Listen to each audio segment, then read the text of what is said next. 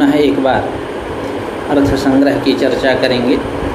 चर्चा का विषय निषेध परिच्छेद है। निषेध परिच्छेद में हम लोगों ने कल तक कुछ चर्चा किया। पुनः उस चर्चा को एक गति देते हुए पाठ प्रारंभ करते हैं। निषेध यानी पुरुषस्य निवर्तकम वाक्यम निषेधः, जैसा कि न कलंजम भक्षयेत् यह। उसके बाद उसी चर्चा क्रम में एक पूर्व पक्ष हुआ था कि ननु निषेध वाक्यस्य कथम निवर्तना प्रतिपादकत्वमिति चेत उच्यते। ये पूर्व पक्ष हुआ था कि निषेध वाक्य कैसे निवर्तना का प्रतिपादक होगा। ऐसा इस पूर्व पक्ष के पूर्व में इस पूर्व पक्ष का आशय ये था कि जैसे भक्षयेत है, तो भक्षयेत मतलब भक्षण करें, भक्षण करो, तो यहाँ भक्षण रूप अर्थ की प्रतीति हो रही है। न भक्षयेत कहने पर भक्षणाभाव अर्थ की प्रतीति होनी चाहिए। यहाँ निवर्तना रूप अर्थ कैसे लिया जाता है, इसी श्रृंखला में, इसी प्रकरण में बात चली थी कल कि ननु निषेध वाक्यस्य कथम निवर्तना प्रतिपादकत्वमिति चेत उच्यते न तावदत्र धात्वर्थस्य नयर्थेन अन्वयः इत्यादि कहा गया था कि धात्वर्थ का नयर्थ के साथ अन्वय नहीं होगा, अपितु नयर्थ के साथ प्रत्ययार्थ का अन्वय होगा। क्योंकि धात्वर्थ का इसलिए अन्वय नहीं होगा क्योंकि धात्वर्थ उपसर्जनीभूत है, विशेषणीभूत है प्रत्ययार्थ में, और वो भी प्रत्ययार्थ कैसा, तो शाब्दी भावना रूप प्रत्ययार्थ में विशेषणीभूत है। इसलिए अन्यत्रोपसर्जनीभूतस्य न अन्यत्र अन्वयः, अन्यत्रोपसर्जनीभूत जो है उसका अन्यत्र अन्वय नहीं होता है। तो इस प्रकार यह जो धात्वर्थ है उपसर्जनीभूत है, विशेषणीभूत है प्रत्ययार्थ में, इसलिए इस धात्वर्थ का नयर्थ में अन्वय नहीं होता है। और उस प्रत्ययार्थ का नयर्थ में अन्वय होता है। प्रत्ययार्थ में भी एक शाब्दी भावना है, एक आर्थी भावना है। किसका नयर्थ के साथ अन्वय होता है, इस प्रसंग में हम लोगों ने कल तक चर्चा किया था कि आर्थी भावना का उस नयर्थ में अन्वय नहीं होगा क्योंकि स्वयं आर्थी भावना जो है वो उपसर्जनीभूत है शाब्दी भावना में। इसलिए शाब्दी भावना बची, इसी शाब्दी भावना का नयर्थ में अन्वय होगा क्योंकि वह शाब्दी भावना जो है सर्वापेक्षया प्रधानत्वात्, सभी के अपेक्षा वो प्रधान है। यानी यूँ कह ले प्रधान है, विशेष्य है, अर्थात सर्वापेक्षया प्रधानत्वात्, यानी धात्वर्थस्य अपेक्षया आर्थी भावना याश्च अपेक्षया प्रधानत्वात्, इन दोनों के अपेक्षा वो प्रधान है। वो किसी का उपसर्जनीभूत नहीं, वो किसी का विशेषण नहीं बन रही है। इसलिए वह विशेष्य पदार्थ जो शाब्दी भावना है इसी का नयर्थ में अन्वय होगा। ये बात हम लोगों ने कल इस बात पे, इस विषय पे विचार किया था। अब आते हैं आगे आज के चर्चा में।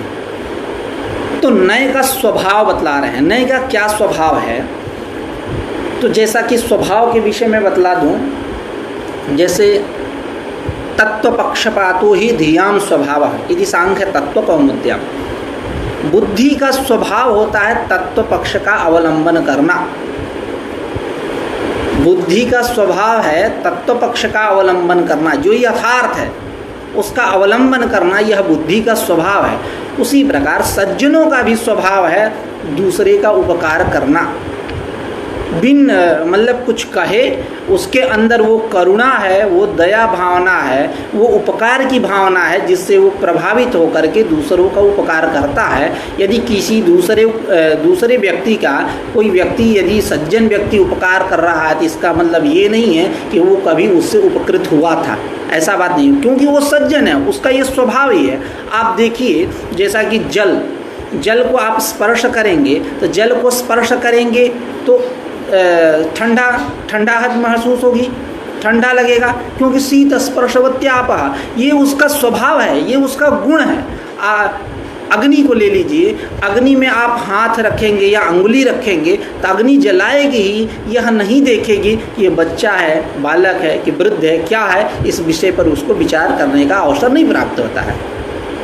यानी उसका ये स्वभाव है, उसका स्वभाव है, अग्नि का यह स्वभाव है जलाना, जल का स्वभाव है शीत स्पर्श होना, उसको जो भी छुएगा वो शीत की अनुभूति उसको होगी, तो ये स्वभाव है। ठीक उसी प्रकार नय का क्या स्वभाव है, इस पे विचार करते हैं। तो ग्रंथकार लोगाक्षी भास्कर अपने शब्दावली में कह रहे हैं, नयश्च एष स्वभावः यत् स्वसमव्याहृत पदार्थ विरोधी बोधकत्वम, विरोधी बोधकत्वम कैसा, यत् स्वसमव्याहृत पदार्थ विरोधी बोधकत्वम। जैसा कि उदाहरण ले लीजिए, घटो नास्ति, घट नहीं है, तो अब यहाँ अस्तिपद जो समव्याहृत नय है वो क्या उस नय के द्वारा किस अर्थ की प्रतीति हो रही है, तो घट सत्व विरोधी घटासत्व, यानी घटो नास्ति यानी घड़ा नहीं है, यानी घटासत्व, यही उसका स्वभाव है,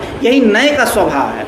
नयश्च एष स्वभावः यत् स्वसमभिव्याहृत, स्वमल्लम नय तत्समभिव्याहृत पदार्थ विरोधी बोधकत्वम, अर्थात घटसत्व विरोधी घटासत्व बोधकत्वम, यही उसका स्वभाव है। अब जैसा कि नय के विषय में कल हम लोगों ने चर्चा किया था कि नयोद्भव समाख्यातौ पर्युदास प्रसज्यकौ पर्युदासः सदृशग्राही प्रसज्यस्तु निषेधकृत, ऐसा हम लोगों ने कल चर्चा किया था। लेकिन इसके अतिरिक्त भी नय के 6 अर्थ बतलाए गए हैं नागेश के द्वारा। कौन, तो तत्सादृश्यम अभावश्च तदन्यत्वम तदल्पता अप्राशस्त्यम विरोधश्च नयर्थः षट् प्रकृतितः। इसको समझते हैं थोड़ा सा। तत्सादृश्यम यथा जैसे गर्धवे अनश्वोयम, गदहे में अनश्वोयम, यह अश्व नहीं है लेकिन सादृश्य है। कैसा सादृश्य, मतलब सादृश्यंच तद्भिन्नत्वे सति तद्गत भूयो धर्मवत्वम, उससे भिन्न है। गदहा गदहा है और घोड़ा घोड़ा है, उससे भिन्न है, लेकिन कुछ धर्म है उसका। क्या धर्म, आवाज़ को ले लीजिए, आकृति को लेकर के सादृश्य बैठा लीजिए, जो भी आपको बैठाना है, प्रजाति को लेकर के बैठा लीजिए, जो भी बाल उसके शायद उसी प्रकार होते हैं जैसा अश्व का होता है। तो गर्धवे अनश्वोयम, अनश्वोयम अयं अनश्वः न स्वहिति अनश्व, यहाँ जो नय है किस अर्थ में, सादृश्य अर्थ में है। तत्सादृश्यम अभावश्च, अभाव के विषय में अभावश्च प्रसज्य प्रतिषेधे वक्ष्यते, प्रसज्य प्रतिषेध, जैसा कि हम लोगों ने कल अनचिच सूत्र के ऊपर चर्चा किया था।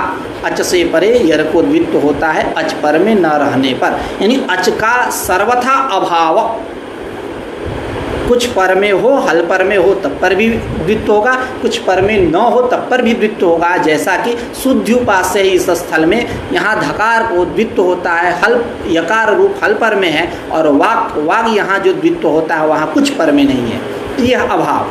तत्सादृश्यम अभावश्च तदन्यत्वम, तदन्यत्वम यानी उससे अन्य, जैसा कि अमनुष्यम प्राणिनम आनय, न मनुष्यः इति अमनुष्यः तम अमनुष्यम, अमनुष्यम प्राणिनम आनय, अमनुष्य जो मनुष्य नहीं है अर्थात उससे अन्य है, ऐसे प्राणी को लाइए, किसी जानवर को लेके आइए इत्यादि जो भी।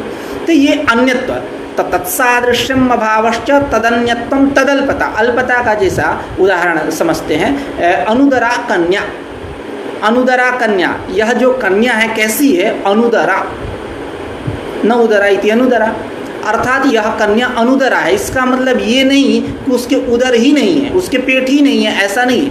इसका मतलब यही है कि स्थूल उसके पेट नहीं है, उसके पेट जो है पतले हैं और मतलब शेप में है, ऐसा अर्थ लेना है। अनुदरा कन्या तदल्पत्व, तदल्पत्व यानी स्थूलत्व निषेधेन उदरस्य अल्पत्वं गम्यते बुध्यते वा, ठीक है। तो इस प्रकार यहाँ स्थूलत्व का निषेध मतलब शेप में है, ऐसा कह लें, स्लिम है, ऐसा कह सकते हैं। आगे अप्राशस्त्यम, अप्राशस्त्य मतलब आप अभी हम लोग चर्चा करेंगे अर्थवाद पे। प्राशस्त्य निंदा नितर परम वाक्यम अर्थवादः, तो प्राशस्त्य यानी प्रशंसा और प्राशस्त्य मतलब प्रशंसा नहीं निंदा। जैसा ब्राह्मणे अब्राह्मणोयम, अब्राह्मणोयम, यह अयम अब्राह्मणः, यह ब्राह्मण नहीं है, यह ब्राह्मण नहीं है, तो अब ब्राह्मण है जातिना, जात्या जाति से तो ब्राह्मण है, लेकिन वो क्या कह रहे हैं वहाँ, अब्राह्मणोयम, यह अब्राह्मण है, ब्राह्मण नहीं है, अर्थात उसकी निंदा कर रहे हैं। देखिए ये निंदा अर्थ बात तब निकल के आएगी, अप्राशस्त्य अर्थ बात तब निकल के आएगी जब वो जाति से ब्राह्मण हो, जाति से ब्राह्मण हो और हम कहे कि यह ब्राह्मण नहीं है, शराब मदिरा मांस इत्यादि सब भक्षण करता है, तब निंदा अर्थ आएगी। यदि वो ब्राह्मण हो ही नहीं जाति से, तब वहाँ निंदा अर्थ नहीं आएगी, उसके लिए कोई बात नहीं है। कह दीजिए किसी शूद्र को या वैश्य को या क्षत्रिय को अब्राह्मणोयम, तो वहाँ अप्राशस्त्य नहीं, वो तो तत्व खतन हो जाएगा, बात सही कह रहा है।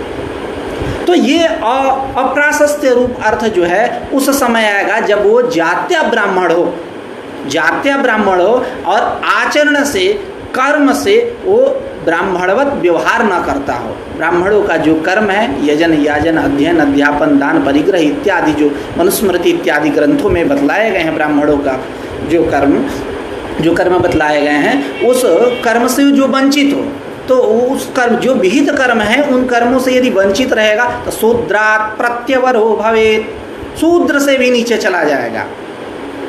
तो ये बात तब लगेगी जब वो जात्या ब्राह्मण हो और हम उसको कह रहे हैं कि अब्राह्मणोयम, अयं अब्राह्मणः, अयं पुरुषः पूर्ववर्तीयः विद्यमानः अस्माभिः, यः पुरुषः दरिदृश्यते स पुरुषः अब्राह्मणः, तब ये अप्रशंसा बात अर्थ आएगी।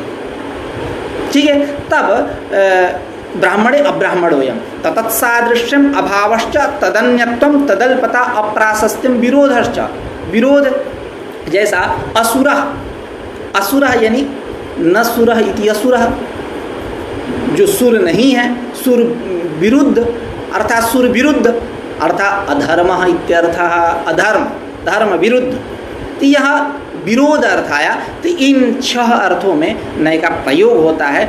फिर से एक बार श्लोक का वाचन कर देते हैं। तत्सादृश्यम भावश्च तदन्यत्वं तदल्पता अप्राशस्त्यम विरोधश्च नयर्थः षट् प्रकीर्तिताः। इस प्रकार नय के 6 अर्थ बतलाए गए हैं। तो हम लोग चर्चा कर रहे थे नय के स्वभाव पे। तो नयश्च एष स्वभावः, इसका यह स्वभाव है क्या, यत् स्वसमव्याहृत पदार्थ विरोधी बोधकत्वम। जैसा कि उदाहरण से स्पष्ट होगा, घटो नास्ति, तो यहाँ स्वपद से आपको लेना है नय। तन अस्ति पद समव्याहृत जो नय है वो घटसत्व विरोधी क्या होगा, घटसत्व घट की जो अस्तिता, वर्तमानता, विद्यता, सत्ता, आत्मधारणानुकूल व्यापार, उसका विरोधी बोधकत्व अर्थात घटासत्व, इस अर्थ का बोध कराना ही नय का स्वभाव है। ठीक है, तो नयश्च एष स्वभावः यत् स्वसमव्याहृत पदार्थ विरोधी बोधकत्व, उसी को ग्रंथकार अपने शब्दावली में स्पष्ट कर रहे हैं उदाहरण पुरस्सर। यथा घटो नास्ति इत्यादि अस्तीति शब्द समभिव्याहृतो नय घटसत्व विरोधी घटासत्वं गमयति, तदिह लिंग समभिव्याहृतो नय लिंगर्थ प्रवर्तना विरोधिनीं निवर्तनाम एव बोधयति। जैसा कि न कलंजम भक्षयेत, न भक्षयेत, तो यहाँ पे तदीह मतलब इस उदाहरण में कहाँ न कलंजम भक्षयेत, यही निषेध का उदाहरण चल रहा है। तो यहाँ पे लिंग समभिव्याहृतो नय, लिंग से समभिव्याहृत अर्थात पास में, सहोच्चरित यूँ कह ले, उसके समीप में उपस्थित, तो लिंग समभिव्याहृत जो नय है, यहाँ समभिव्याहृत का अर्थ वही लेना है, सहोच्चारण ही लेकर चलेंगे। जैसा कि अभी हम लोगों ने पूर्व में चर्चा किया, समविव्याहारो वाक्यम, समविव्याहार मतलब सहोच्चारण। तो लिंग तदिह नकलंजम भक्षयेत इत्यत्र लिंग समभिव्याहृतो नय, लिंग समभिव्याहृत जो नय वह नय लिंगर्थ प्रवर्तना विरोधिनी, लिंग का अर्थ क्या है, प्रवर्तना, उस प्रवर्तना का विरोधी क्या होगा, निवर्तना, निवर्तनामेव बोधयति, नय बोधयति क्रिया का करता हुआ नय, नय इस अर्थ का बोध कराता है, अर्थात प्रवर्तना विरोधी जो निवर्तना, उस अर्थ का यह नय बोध कराता है। तो जो पूर्व पक्ष था ननु निषेध वाक्य से कथम निवर्तना प्रतिपादकत्वम, निषेध वाक्य कैसे निवर्तना का प्रतिपादक होगा इति चेत उच्यते। तो जो पूर्व पक्ष का आशय हम लोग समझे थे कि न भक्षयेत, यहाँ भक्षयेत मतलब भक्षण करे, भक्षण करो, और न भक्षयेत का मतलब भक्षणा भाव अर्थ आना चाहिए। निवर्तना रूप कैसे अर्थ आएगा, तो यह बात लग रही है कि तदिह नकलंजम भक्षयेत इत्यत्र लिंग समभिव्याहृतन लिंगर्थ प्रवर्तना विरोधी अर्थ का बोध कराएगा। तो लिंगर्थ जो प्रवर्तना उसका विरोधी क्या, निवर्तना है। नहीं तो यदि यह अर्थ आप नहीं लेंगे तो कहाँ कहाँ भक्षणा भाव आप लेंगे। कहीं वहाँ भक्षयेत है तो आपने भक्षणा भाव अर्थ ले लिया, कहीं क्या बोल देंगे अनस्व इत्यादि पद है, चाहे कहीं कुछ अर्थ है तो गौरव होगा, तदभाव तदभाव तदभाव इत्यादि लेंगे तो कितना बुद्धि दौड़ाएंगे आप। गौरव है, इसलिए आप एक सलाई रिंच का काम करिए, एक ऐसा नियम बनाइए, सर्वसामान्य बाबा अम्बेडकर जैसा संविधान बना दीजिए जो सब पे लागू हो। खैर उसके विषय में कुछ नहीं बोलना है। तो ऐसा इन्होंने नियम बनाया, लिंग समभिव्याहृत जो नए वह लिंगर्थ प्रवर्तना विरोधी अर्थ को बोध कराएगा। और लिंगर्थ प्रवर्तना विरोधी भाक्षणा भाव न हो करके यहाँ निवर्तना है, इसीलिए एव पद की यही सार्थकता है, निवर्तनाम एव बोधयति, ऐसा प्रतिपादयति ज्ञापयति। तो कह रहे हैं तदीह लिंग समभिव्याहृतो न लिंगर्थ प्रवर्तना विरोधिनी निवर्तनाम एव बोधयति।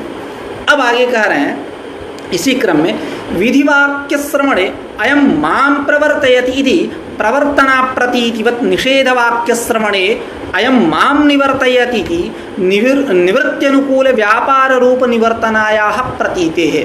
जैसा कि विधिवाक्य श्रवणे, विधिवाक्य श्रवण करते हैं, जैसे भाक्षयेत ले लीजिए, यजेत ले लीजिए, पचेत ले लीजिए, जो भी लेना है लेते रहिए। तो विधिवाक्य श्रवण है, विधिवाक्य श्रवण में अयम माम प्रवर्तयति, यह मुझको अमुस्मिन् कर्मणि प्रवर्तयति इति अस्माभिः जरीक्रियते एतादृशः अर्थः।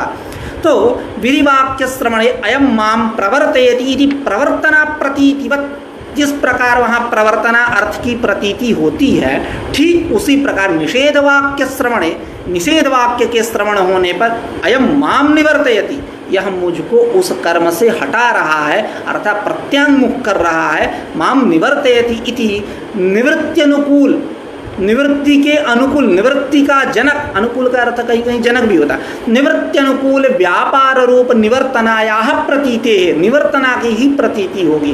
तस्मात् निषेध वाक्य स्थले निवर्तनैव वाक्यार्थः, इसलिए निषेध वाक्य स्थल में निवर्तना ही वाक्यार्थ बोध होता है। इस प्रकार न भक्षयेत यहाँ क्या होगा कि कलंज कर्मक भक्षणानुकूल पुरुष प्रवृत्ति जनक प्रवर्तनाम प्रति लिंगर्थ प्रवर्तना विरोधी निवर्तनैव वाक्यार्थ। क्या न कलंजम भक्षयेत वहाँ द्वितीय है, यानी साध्य कर्म, कर्तुरीप्सितमम कर्म। तो खैर विचार करते रहिएगा उस पे, कलंज पे, क्योंकि इप्सित है कि नहीं है, इप्सिततम है कि नहीं है, अब इस पे बाद में कभी विचार करेंगे, अभी हम लोग केवल अर्थ करते हैं। तो कलंज कर्मक, कलंज कर्मक भाक्षण, कलंज कर्मक भाक्षणानुकूल पुरुष प्रवृत्ति जनक जो लिंग प्रवर्तना, पुरुष प्रवृत्ति जनक कौन है, प्रवृत्त होगा, प्रवर्तना, उस प्रवर्तना के प्रति लिंगर्थ प्रवर्तना विरोधी जो निवर्तना, यही अर्थ होगा। यहाँ जो भक्षणा भाव लेकर के आप पूर्व पक्ष किए थे वो ठीक नहीं है। फिर से एक बार, नकलंज भक्षयेत, यहाँ कलंज कर्मक भक्षणानुकूल पुरुष प्रवृत्ति प्रवर्तनाम प्रति, प्रवर्तना के प्रति लिंगर्थ प्रवर्तना विरोधी निवर्तनैव वाक्यार्थ बोधा, वाक्यार्थ निवर्तना ही वाक्यार्थ बोध होगा, ऐसा। अब आते हैं एतावता, इसका सार एक बार बता दूं कि इस इतनी चर्चा से यह बात स्पष्ट हुई कि नयर्थ में जब भी अन्वय होगा प्रत्ययार्थ का ही अन्वय होगा, धात्वर्थ का अन्वय नहीं होगा। लेकिन अब जो बात होने वाली है, कह रहे हैं इस प्रसंग में कि जब यदि बाधक बैठा हो तो क्या तब पर भी तुम नयर्थ में प्रत्यार्थ का अन्वय करोगे? तो कह रहे हैं कि नहीं नहीं, उस स्थिति में मैं नयर्थ में प्रत्ययार्थ का अन्वय नहीं करूँगा, अपितु नयर्थ में हम धात्वर्थ का अन्वय करेंगे। तो बात ये होगी कि वो बाधक कौन है, तो दो बाधक, एक तस्य व्रतम यानी तस्य ब्रह्मचारिणः व्रतम, व्रतम यानी कर्तव्यम, व्रत शब्द जो है कर्तव्य अर्थ में रूढ़ है, अभी ग्रंथकार कहेंगे।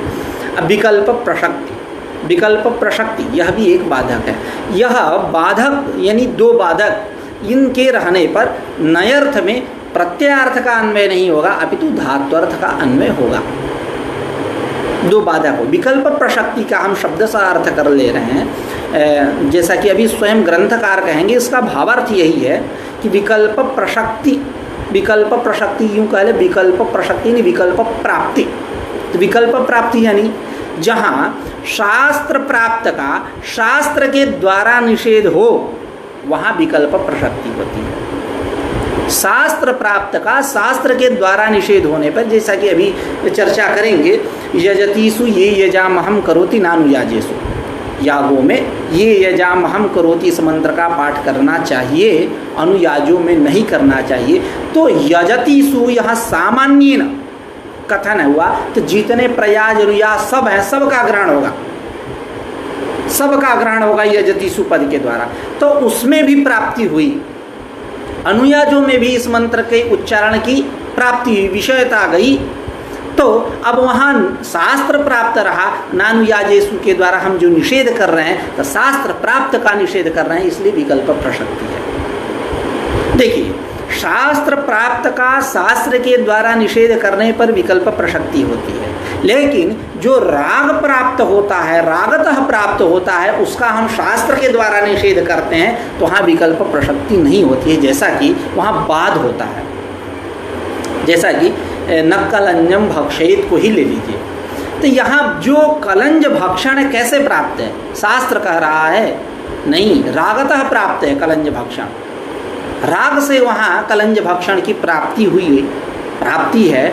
न भक्षयेत न कलंजम भक्षयेत, इस पूरे वाक्य के द्वारा यह हुआ शास्त्र, यह हुआ विधि, इसके द्वारा निषेध कर रहे हैं जो रागतः प्राप्त है कलंज भक्षण, भक्षण रागतः प्राप्त है, उसका हम निषेध कर रहे हैं शास्त्र का के द्वारा। तो यह शास्त्र प्राप्त का शास्त्र के द्वारा निषेध नहीं है, शास्त्र के द्वारा निषेध है, लेकिन शास्त्र प्राप्त का शास्त्र के द्वारा निषेध नहीं है। जहाँ शास्त्र प्राप्त का शास्त्र के द्वारा निषेध हो, वहाँ विकल्प प्रसक्ति होगी। राग प्राप्त का शास्त्र के द्वारा निषेध होने पर विकल्प प्रसक्ति नहीं होगी, वहाँ होगा बाध होगा। अब आते हैं, अब इनकी शब्दावली में थोड़ी सी चर्चा करते हैं, ये इन तमाम विषयों पे हम लोग चर्चा करेंगे। कह रहे हैं कि यदा तो प्रत्ययार्थस्य तत्र अन्वये बाधकम तदा धात्वर्थस्यैव तत्र अन्वयः। कह रहे हैं कि जब प्रत्ययार्थ का तत्र अन्वय यानी नयर्थ में अन्वय करने पर बाधकम स्यादिति अध्याहारः कर लीजिए। जब यत्र काचित क्रिया नास्ति तत्र शुभो इति आक्षिप्यते, ऐसा नियम है, तो बाधकम स्यात्, ऐसा हम पूर्व पक्ष बना लें। ये पूरा वाक्य जो है, यदा तु प्रत्ययार्थस्य तत्रन्वये बाधकम तदा अर्थ धात्वर्थस्यैव तत्रन्वयः। अब इसी में हम पूर्व पक्ष भी बना देंगे, यदा तदा करके वहीं स्यात् पद को जोड़ करके एक रूपरेखा बना देंगे। उसके बाद हम सिद्धांत बोलेंगे तदा धात्वर्थस्यैव तत्रन्वयः, यानी यदा प्रत्ययार्थस्य तत्र नयर्थे अन्वये बाधकम स्यात् तदा धात्वर्थस्यैव तत्र अन्वयः। जब प्रत्ययार्थ का नयर्थ में अन्वय करने पर बाधक हो, कोई ना कोई बाधक हो, तो वहाँ धात्वर्थ का ही प्रत्ययार्थ में अन्वय, धात्वर्थ का ही नयर्थ में अन्वय करना चाहिए। तच्च बाधकम द्विविधम, यह जो बाधक है वो दो प्रकार का है। कौन कौन? तो तस्य व्रतम और विकल्प प्रसक्ति। शब्द से हम लोगों ने चर्चा किया विकल्प प्रसक्ति का क्या परिभाषा है, क्या लक्षण है, किसे कहते हैं, और तस्य व्रतम की क्या अर्थ है, क्या स्वरूप है, क्या लक्षण है, इसके विषय में हम लोग चर्चा किए। अब आते हैं उदाहरण पे। तत्र, तो उसी को कह रहे हैं तच्च बाधकम द्विविधम तस्य व्रतम इति उपक्रमः विकल्प प्रसक्तिश्च। तस्य व्रतम इति उपक्रमः, उपक्रम उपक्रमोपसंहार होता है, ये षड्विधि लिंग है। क्या है कि जैसा कि श्रवण किसे कहते हैं, तो आचार्यों ने श्रवण का परिभाषा किया कि श्रवणम नाम षड्विधिलिंगैहि अशेष वेदांतानाम अद्वितीये वस्तुनि तात्पर्यावधारणम। यही श्रवण किसे कहते हैं, षड्विधि लिंग कौन, उपक्रमोपसंहार। एक उपक्रमोपसंहार अलग अलग नहीं है, उपक्रम अलग उपसंहार अलग, ऐसा नहीं। उपक्रमोपसंहार अभ्यास, अपूर्वता, फल, अर्थवाद और उपपत्ति, ये षड्विधि लिंग। तो श्रवणम नाम षड्विधि लिंगैहि अशेष वेदांतानाम निखिल वेदांतानाम वेदांत वाक्यानाम अद्वितीय वस्तुनि ब्रह्मणि अद्वये तात्पर्यावधारणम। यही है श्रवणता। जितने हैं सबका ये उपक्रमादि के बल से उस अद्वितीय वस्तु ब्रह्म जो है, वेदांत प्रतिपाद्य जो है, उसमें तात्पर्य है। यह श्रवण की भूमिका है। ये उपक्रमादि के द्वारा हम तात्पर्य का निर्णय करते हैं। श्रवणम नाम षड्विधिलिंगैहि अशेष वेदांतानाम अद्वितीय वस्तुनि तात्पर्यावधारणम। ऐसा जितने श्रुति वाक्य हैं, ऐसा इसी भाव को मन में रखते हुए भगवान बादरायण ने तत्तु समन्वयात् सूत्र बनाया। इसकी चर्चा जितने सारी श्रुतियाँ हैं सबका अस्मिन्नेव ब्रह्मणिताः सर्वाः श्रुतयः समवलीयन्ते, उस ब्रह्म में ये सारी श्रुतियाँ समा जाती हैं। सारे श्रुतियों का तात्पर्य उसी में है। यह तात्पर्य का निर्णय जो है यह उपक्रमादि के बल से हम लोग करते हैं। और जैसा कि परिभाषाकार भी कहते हैं, सदैव सोमीदमाग्रासीत् इत्युपक्रम्य तत्सत्यं स आत्मा तत्त्वमसि श्वेतकेतोः इत्युपसंहारे विशुद्धे ब्रह्मणि वेदांतानां तात्पर्यम अवसितम तात्पर्यम निश्चितम। तात्पर्य सारे सबका ब्रह्म में ही है। इतना ही नहीं, आगे वही परिभाषाकार आगे कहेंगे, विषय परिच्छेद में जब चर्चा करते हैं परिभाषा के, तो कहते हैं कि जो ये सृष्टि प्रतिपादक श्रुतियाँ हैं, तस्मात् वा ये तस्मात् आत्मनः आकाशः सम्भूतः इत्यादि जो सृष्टि प्रतिपादक श्रुतियाँ हैं, इन सब का भी ब्रह्म में तात्पर्य है।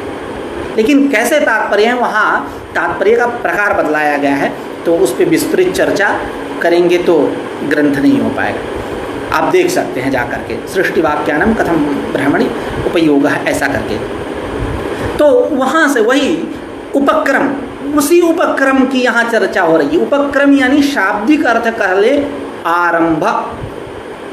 तो ब्रह्मचारी के क्या कर्तव्य हैं, तो तस्य व्रतम, तस्य यानी ब्रह्मचारिणः व्रतम, ब्रह्मचारी का व्रत, ब्रह्मचारी का कर्तव्य। इत्युपक्रम्य, इति मतलब इनका उपक्रमा, तस्य व्रतम ये है कि उपक्रम आरंभ। तो ये तच्च बाधकम द्विविधम, यह जो बाधक जो है, जैसा कि उपक्रमोपसंहार पे ये भी कहा गया कि छांदोग्योपनिषदः षष्ठाध्याये छांदोग्योपनिषदः षष्ठाध्याये अद्वितीये वस्तुनि अशेष वेदांतानाम अद्वितीय वस्तुनि तात्पर्यावधारणम, ऐसा करके वहाँ एक जगह लिखते हैं कि छांदोग्योपनिषदः षष्ठाध्याये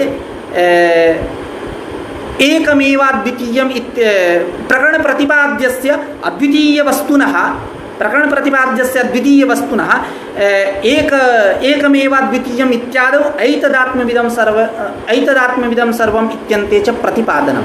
तो वहाँ ये क्या एकमेवाद्वितीयम से उपक्रम किए, ऐतदात्म्यविदं सर्वम जगत, इससे क्या हुआ, उपसंहार कर दिए। तो ये उपक्रमोपसंहार, वही उपक्रम का यहाँ अर्थ लेना है, आरंभ उपक्रम। तो कह रहे हैं कि तच्च बाधकम द्विविधम, यह जो बाधक है दो प्रकार का है। कौन, एक विकल्प प्रसक्ति, तस्य व्रतम इति उपक्रमः, और विकल्प प्रसक्ति, जिसमें तत्र आद्यम पहला क्या है, तस्य व्रतम, उसको समझा रहे हैं। नेक्षेत उद्यंतम आदित्यम नास्तम यंतम कदाचन, यानी उगते हुए सूर्य को न देखो। ब्रह्मचारी का कर्तव्य क्या हुआ कि उगते हुए सूर्य और अस्त होते हुए सूर्य का दर्शन न करे, ये ब्रह्मचारी का कर्तव्य है। नेक्षेत उद्यंतम आदित्यम नास्तम यंतम कदाचने, उगते हुए और अस्त होते हुए सूर्य को न देखे, ये ब्रह्मचारी का कर्तव्य है। अब यहाँ क्या करते हैं, थोड़ी सी चर्चा करते हैं।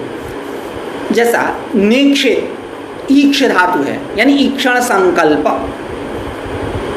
ईक्षण संकल्प, उसके साथ नए का अन्वय होने पर क्या अर्थ होता है, ईक्षण संकल्पा भाव, यानी अनिक्षण संकल्प। अप्रत्ययार्थ नेक्षेत में, नेक्षेत उद्यंतम आदित्यम नास्तम यंतम कदाचन, यहाँ प्रत्यय भी है, तो प्रत्यय का अर्थ क्या होगा कि प्रवर्तना, लिंग है तो प्रवर्तना, और उसको हम ले जाकर के नए के साथ जोड़ देंगे, नए अर्थ में हम प्रत्ययार्थ का अन्वय करेंगे, नए अर्थ में उस प्रवर्तना का अन्वय करेंगे तो अर्थ क्या आएगा, निवर्तना। यह जो निवर्तना रूप अर्थ आएगा यह कर्तव्य नहीं हो सकता, इसीलिए कह रहे हैं कि यह कर्तव्य हो ही नहीं सकता। इसीलिए नए अर्थ में प्रत्ययार्थ का अन्वय न होकर के धात्वर्थ का अन्वय होता है। तब धात्वर्थ का नए अर्थ में अन्वय करेंगे तो अर्थ क्या होगा, ईक्षण संकल्पा भाव, यानी अनिक्षण संकल्प। वह अनिक्षण संकल्प क्या है, कर्तव्य है। अभी इसी बात को ग्रंथकार अपने शब्दावली में कहेंगे कि तत्र आद्यम तस्य व्रतम इति उपक्रमः नेक्षेत उद्यन्तम आदित्यम इत्यादौ तस्य व्रतम इति उपक्रम्य एतद वाक्य पाठात्, तस्य व्रतम इसका उपक्रम करके एतद वाक्य पाठात्, यही नेक्षेत उद्यन्तम आदित्यम नास्तम यंतम कदाचन एतद वाक्य पाठात्। तथा च अत्र पर्युदासाश्रयणम, यहाँ नेक्षेत में पर्युदास का आश्रयण किया गया है। तथा ही इसी बात को स्पष्ट करते हुए ग्रंथकार कह रहे हैं कि व्रत शब्द से कर्तव्यार्थे रूढ़त्वात्, व्रत शब्द जो है यह कर्तव्य अर्थ में रूढ़ है, रूढ़ होने से तस्य व्रतम इत्यत्र, तस्य व्रतम यानी ब्रह्मचारिणः व्रतम, ब्रह्मचारिणः कर्तव्यम इत्यत्र स्नातक व्रतानां, ब्रह्मचारी व्रतानां कर्तव्यत्वेन उपक्रमात्, ब्रह्मचारी के जो व्रत हैं, यानी व्रत मतलब वही कर्तव्य, तो कह रहे हैं तस्य ब्रह्मचारिणः व्रतम इत्यत्र स्नातक व्रतानां, जो स्नातक व्रत हैं, ब्रह्मचारी के व्रत हैं, कर्तव्यत्वेन उपक्रमात्, उनका कर्तव्यत्वेन उपक्रम किया गया। किम तत्कर्तव्यम इत्याकांक्षायाम, उनका कर्तव्य क्या है, ऐसी आकांक्षा होने पर है कि नेक्षेत उद्यंतम आदित्यम नास्तम यंतम कदाचन, यही उनका कर्तव्य है कि उगते हुए सूर्य और अस्त होते हुए सूर्य को न देखें। नेक्षेत उद्यंतम इत्यादि ना कर्तव्यार्थ एवं प्रतिपादनीय, यहाँ कर्तव्यार्थ ही प्रतिपादन करना है, अन्य अर्थ नहीं करना है। अन्यथा पूर्वोत्तर वाक्ययोः एक वाक्यत्वं न स्यात्, यदि हम उस प्रत्यय नयर्थ में प्रत्ययार्थ को ले जा करके हम अन्वय कर दें तो निवर्तना रूप अर्थ आएगा। प्रवर्तन कर्तव्यार्थ जो निवर्तन है वहाँ कर्तव्यार्थ कैसे बोध होगा, हो ही नहीं पाएगा। तब नेक्षेत उद्यंतम आदित्यम नास्तम यंतम कदाचन, इसका और पूर्व जो वाक्य है तस्य व्रतम, इन दोनों की एक वाक्यता ही नहीं हो पाएगी यदि कर्तव्यार्थ नहीं लोगे। कर्तव्यार्थ कब होगा, जब आप नयर्थ में धात्वर्थ का अनिक्षण संकल्प, धात्वर्थ इक्षण संकल्प नए संबंधित हुआ तो अर्थ क्या हो, अनिक्षण संकल्प, ये अर्थ। तो जब अनिक्षण संकल्प लेंगे तभी कर्तव्यार्थ बोध होगा। प्रत्ययार्थ का नए अर्थ के साथ अन्वय करेंगे तो कर्तव्यार्थ की प्रतीति होने वाली नहीं है। अन्यथा कर्तव्यार्थ का आप स्वीकार अवलंबन नहीं करोगे तो पूर्वोत्तर वाक्य यो एक वाक्यत्वम न स्यात्, पूर्व और उत्तर वाक्य कौन है, तस्य व्रतम और नेक्षेत उद्यंतम आदित्यम नास्तम यंतम कदाचन इत्यादि, इन दोनों वाक्यों में एक वाक्यता नहीं हो पाएगी। तथा च नयर्थेन न प्रत्यार्थान्वय, उसी को स्पष्ट करें, नयर्थ के साथ प्रत्यार्थ का अन्वय नहीं हो पाएगा। क्यों, कर्तव्यार्थ अनवबोधात्, कर्तव्यार्थ की प्रतीति नहीं हो पाएगी जब आप नए को ले जाकर प्रत्यार्थ का अन्वय नए के साथ कर देंगे। तो आगे कह रहे हैं विध्यर्थ प्रवर्तना विरोधी निवर्तनायाः एव तादृश नया बोधना, तादृश नया बोधना, उस नए से किस अर्थ का बोध होगा, तो कह रहे विध्यर्थ विधि का जो अर्थ क्या, प्रवर्तना, उस प्रवर्तना का विरोधी जो निवर्तना, निवर्तनायाः एव तादृश नया बोधना, तादृश नय से बोध हो पाएगा, बोध होगा यदि आप नए अर्थ में प्रत्यार्थ का अन्वय कर दोगे तो, है ना। हाँ, तस्याश्च कर्तव्यत्वाभावात् कर्तव्यार्थत्वाभावात् तस्याश्च निवर्तनायाः, अब वह जो निवर्तना है उसमें कर्तव्यत्व नहीं है, इसलिए तस्मात् नेक्षेत इत्यत्र नया धात्वर्थ विरोधी अनिक्षण संकल्प एव लक्षणया प्रतिपाद्यते। इसलिए नेक्षेत यहाँ नए के द्वारा क्यों प्रतिपाद्यते, धात्वर्थ विरोधी, धात्वर्थ मतलब धातु का अर्थ क्या हो, इक्षण, और उसका विरोधी अर्थ क्या होगा? अनिक्षण, इक्षण संकल्प का अनिक्षण संकल्प विरोधी होगा। तस्मात् नेक्षेत इत्यत्र इत्यस्मिन् स्थले नया नया किं प्रतिपाद्यते? तो कह धात्वर्थ विरोधी अनिक्षण संकल्प एवं, धात्वर्थ विरोधी जो अनिक्षण संकल्प है, यह अनिक्षण संकल्प ही लक्षणया प्रतिपाद्यते। लक्षणया अनुपपत्त्या, क्या अनुपपत्ति है? कर्तव्यार्थ हमें नहीं मिल रहा है, कर्तव्यार्थ अनुपपत्त्या, यह लक्षणया, लक्षणा के द्वारा प्रतिपादित होगा। क्या?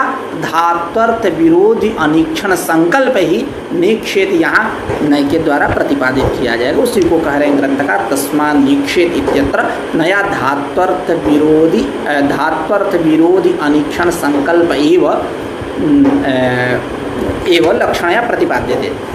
तस्य कर्तव्यत्व संभवात्, तस्य अनिक्षण संकल्पस्य, वह अनिक्षण संकल्प में क्या है? कर्तव्यत्व है, निवर्तना में कर्तव्य नहीं है। इसका अर्थ क्या होगा? नेक्षेत उद्यंतम आदित्यम, तो कह रहे आदित्य विषयक अनिक्षण संकल्पेन भावयति इति वाक्यार्थ। क्या अर्थ होगा? आदित्य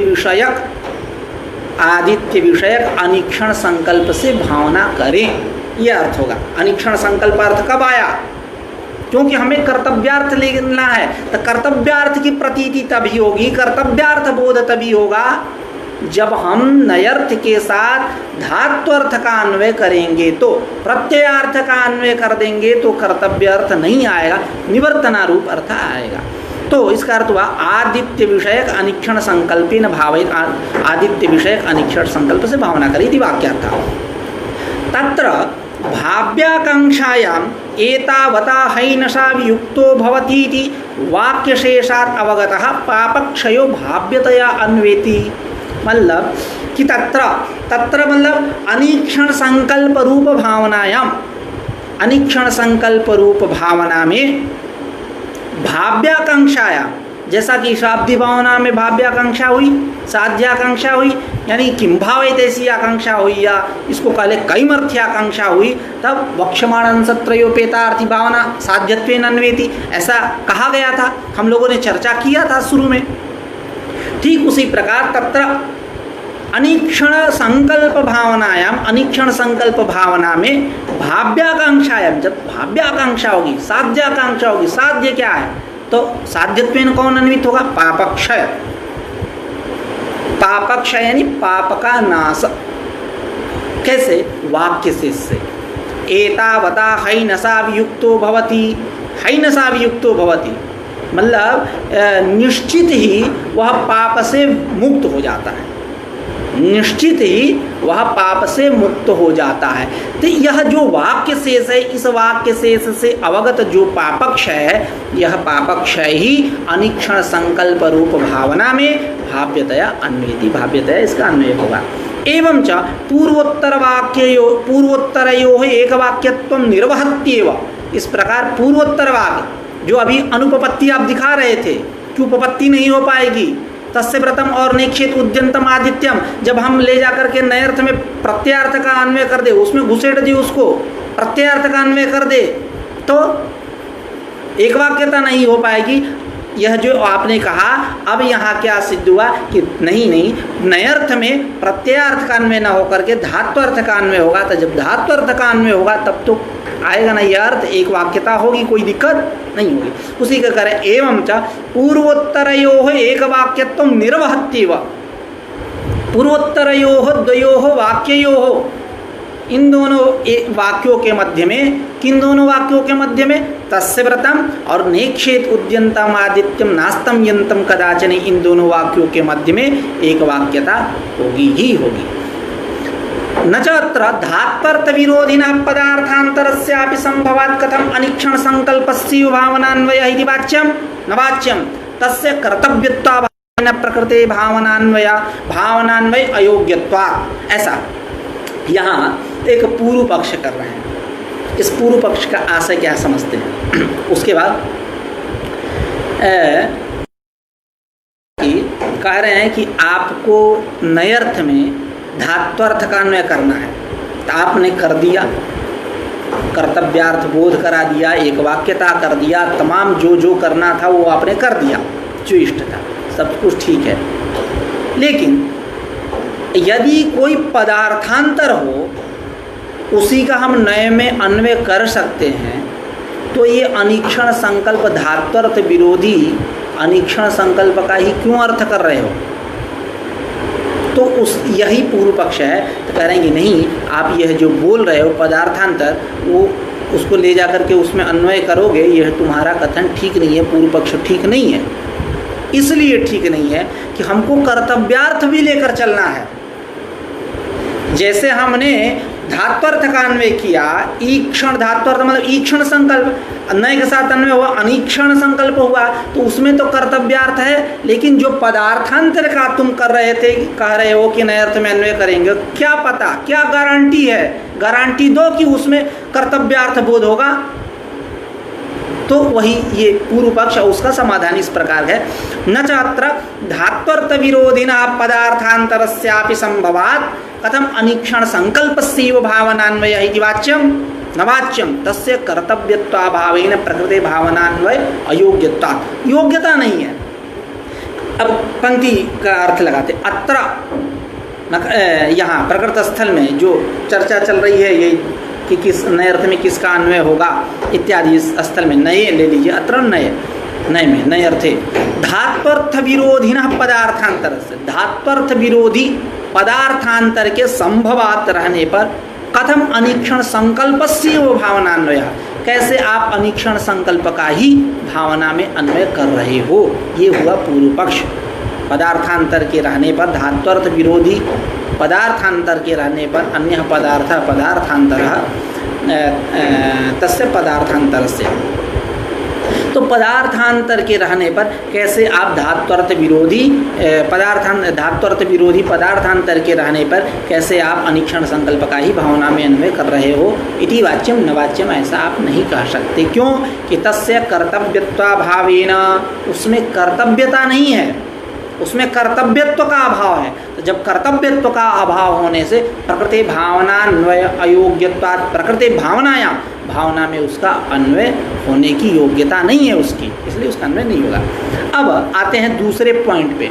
अब ये पहला बाधक रहा, यानी यह इसका सार यूं कह लें कि नयर्थ में प्रत्ययार्थ का ही अन्वय होगा, शाब्दी भावना रूप प्रत्यार्थ का ही अन्वय होगा, लेकिन जब बाधक हो वहाँ धात्वर्थ का अन्वय हम करते हैं, ऐसा नए अर्थ में। अब आते हैं ये तस्य व्रतम, ये जो पहला बाधक रहा। अब दूसरे बाधक पे आते हैं। दूसरा बाधक है विकल्प प्रसक्ति। विकल्प प्रसक्ति मतलब विकल्प प्राप्ति, शास्त्र प्राप्त का शास्त्र के द्वारा निषेध होने पर विकल्प प्रसक्ति होती है, उसी को करें। द्वितीयम यजतीसु ये यजामहं करोति नानुयाजेषु इत्यादि। यजतीसु याग सामान्य न, सब में अनुयाज प्रयाज जितने हैं सब में गया, ये यजामहं करोति इस मंत्र का उच्चारण करना चाहिए, नानुयाजेषु अनुयाजों में नहीं करना चाहिए। ये क्योंकि यजतीसु है तो यजतीसु कहें तो किसी याग विशेष का तो नाम लिए नहीं, सामान्य न विधान है, तो ये अर्थ हुआ पहले अंश का। इसमें दो अंश बना लीजिए, एक यजतीसु ये यजामहं करोति, दूसरा नानुयाजेषु, यानी यागों में ये यजामहं करोति इस मंत्र का उच्चारण करें, इस मंत्र की भावना करें। दूसरे अंश का अर्थ है नानुयाजेषु का मतलब है कि अनुयाजों में ये यजामहं इस मंत्र का उच्चारण न करें। अब अत्र विकल्प प्रसक्त पर्युदासाश्रयणम, विकल्प प्रसक्ति होने पर शास्त्र प्राप्त हुआ, यजतीसु ये यजामहं करोति शास्त्र है, इसके द्वारा प्राप्त हुआ, तो नानुयाजेषु के द्वारा निषेध हो रहा, अनुयाजों में यह प्राप्त हुआ, नानुयाजेषु इसके द्वारा निषेध हो रहा, तो शास्त्र प्राप्त का शास्त्र के द्वारा निषेध होने पर विकल्प प्रसक्ति होगी। अत्र विकल्प प्रसक्तौ, अत्र मतलब यजतीसु ये यजामहं करोति नानुयाजेषु इत्यस्मिन् स्थले विकल्प प्रसक्ति होने पर पर्युदासाश्रयण है। अब क्या है पर्युदासाश्रयण, क्या बात है यहाँ, तो उसको तथा ही पद के द्वारा ग्रंथकार अपने भाषा में कह रहे हैं। यदि अत्र वाक्ये नयर्थे प्रत्यार्थान्वयः स्यात् तदा अनुयाजेषु ये यजामः इति मंत्रस्य प्रतिषेधः स्यात्, अनुयाजेषु ये यजामहं न कुर्यात् इति सच प्राप्तिपूर्वक एव प्राप्तस्य प्रतिषेधात्। कह रहे हैं कि यदि अत्र वाक्ये नयर्थे प्रत्यार्थान्वयः, मतलब इस स्थल में यजति यजामहं करोति नानु याजेषु इस वाक्य में नयर्थ में प्रत्यार्थान्वय, प्रत्यार्थ का अन्वय करें, प्रत्यार्थान्वय स्यात्, प्रत्यार्थ देखिए यहाँ स्यात्, तो वो पैटर्न जो हम लोगों ने कहा यदि बाधकम स्यात् तो बना लेंगे ऐसा।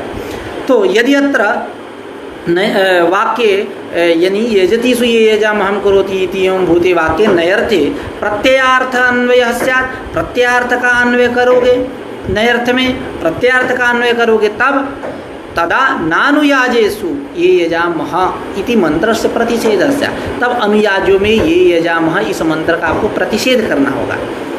यानी अनुयाजेषु ये यजामहं न कुर्यात् इति, यानी अनुयाजों में ये यजामह इस मंत्र का पाठ न करें। और इस प्रकार सच प्राप्ति पूर्वक एवं सच प्रतिषेध, यह जो प्रतिषेध है कैसा होगा? प्राप्ति पूर्वक, क्योंकि प्राप्तो सत्यम निषेध, प्राप्ति होने पर ही तो निषेध होगा।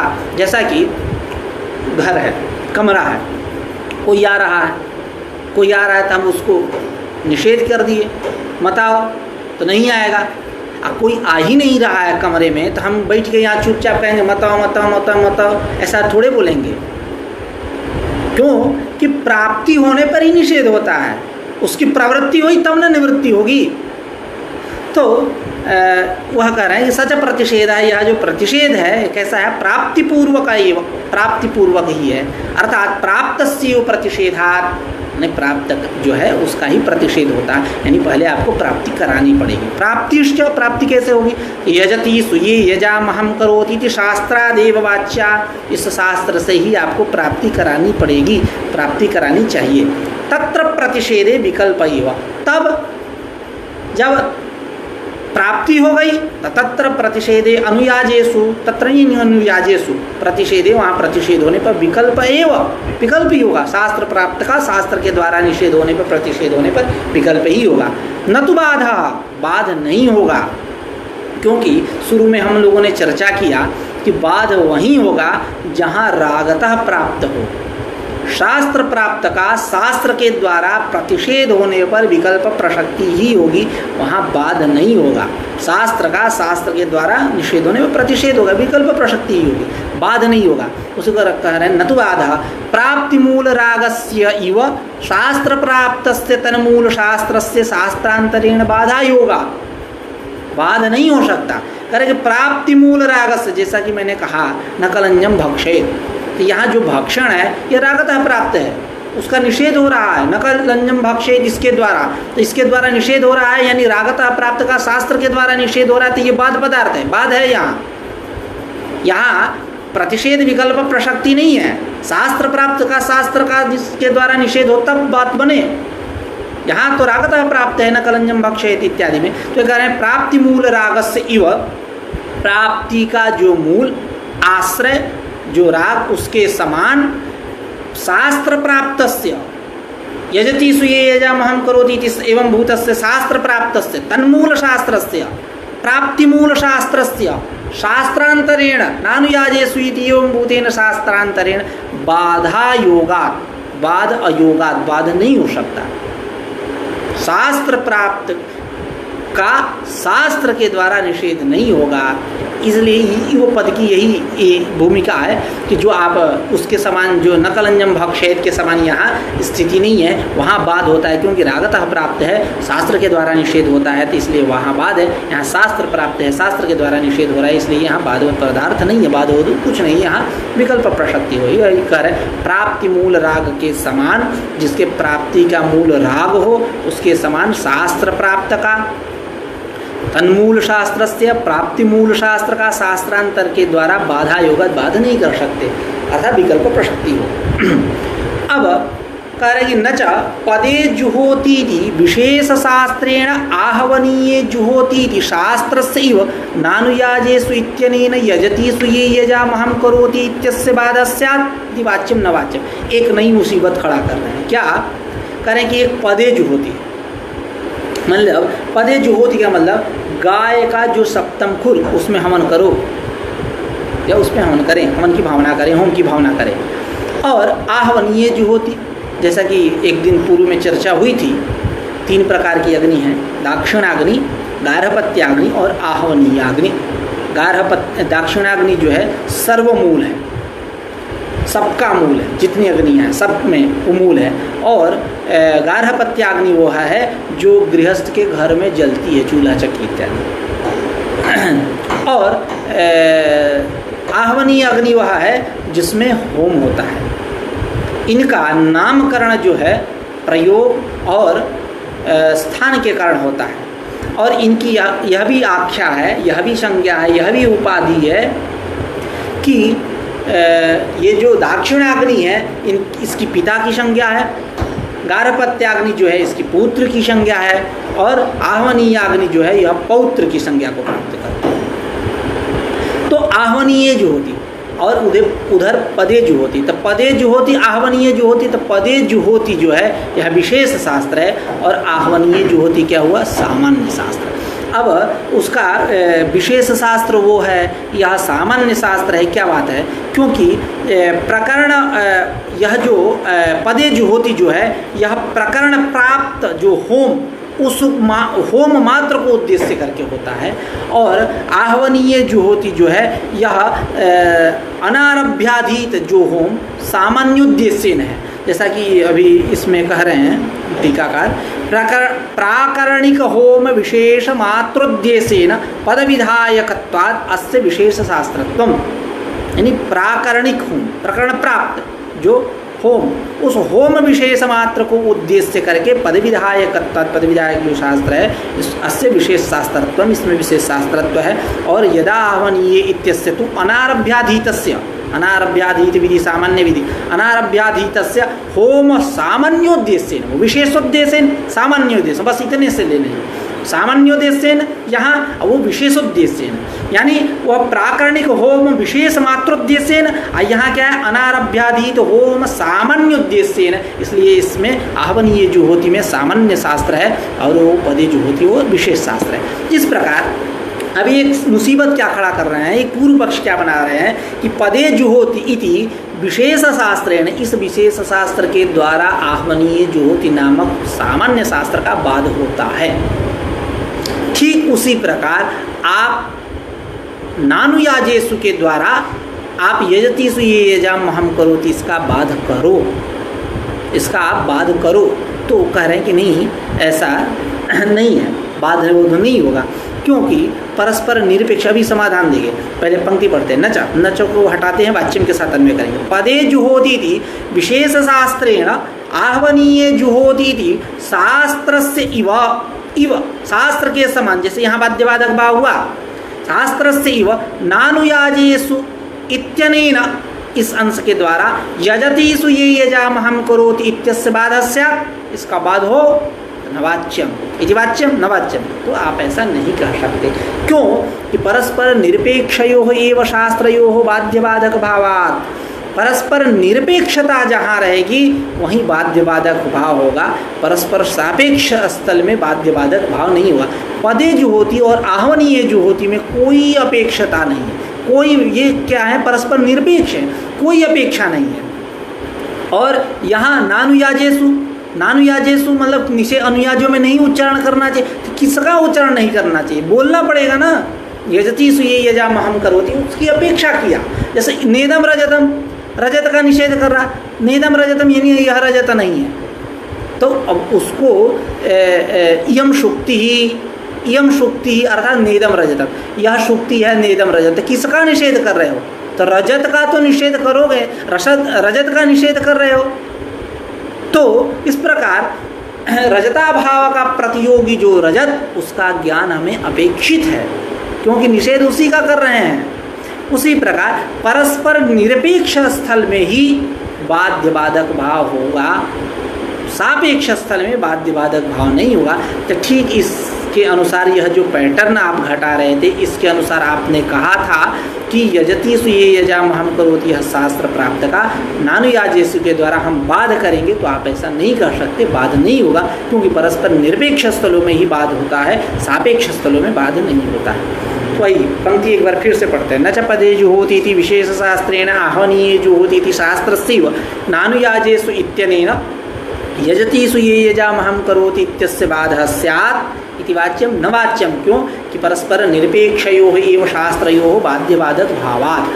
पदशास्त्रस्य तु स्वार्थ विधानार्थम आह्वनीय शास्त्रस्य अनपेक्षणत्वात् निरपेक्षत्वम, वहाँ निरपेक्षता है, क्योंकि जो पदशास्त्र है, पदे जो होती, यह जो पदशास्त्र है, इस पदशास्त्र को स्वार्थ विधानार्थम, अपने अर्थ को विधान करने के लिए, अर्थ बोध कराने के लिए, आह्वनीय शास्त्र से अनपेक्षणत्व, आह्वनीय शास्त्र की इसको अपेक्षा नहीं है, इस प्रकार निरपेक्षता है। प्रकृते तो प्रकृत स्थल में निषेध शास्त्र से निषेध प्रसक्त्यर्थम निनानुयाजेषु, यह निषेध शास्त्र है निषेध की प्रसक्ति के लिए, निषेध के चरितार्थ के लिए, है ना। निषेध प्रसक्त्यर्थम यजतीसु ये यजामहम इत्यस्य अपेक्षणा, इसकी अपेक्षा होने से न निरपेक्षत्व, निरपेक्षता नहीं है, इसलिए सापेक्षता है। एतावता यह निकला, यहाँ बाध्य बाधक भाव नहीं होगा, बाध नहीं होगा। तस्मात् शास्त्र विहित शास्त्रांतरेण प्रतिषेधे विकल्प एव, इसलिए शास्त्र विहित का शास्त्रांतर के द्वारा प्रतिषेध करने पर विकल्प ही होगा, यह बात आया विकल्प प्रसक्ति। तो अब करें सचन युक्ता, यह कथन आपका ठीक नहीं है। अब इस अंश की हम लोग कल चर्चा करते हैं। यह यहाँ से समाधान वाली बात चलेगी, तो कल इस अंश को चर्चा करते हैं और संभवतः कल यह निषेध प्रकरण की समाप्ति करेंगे। ठीक है, आज का पाठ यहीं रख देते हैं। कल फिर नई ऊर्जा के साथ मिलते हैं। नमस्कार, नमो नमः।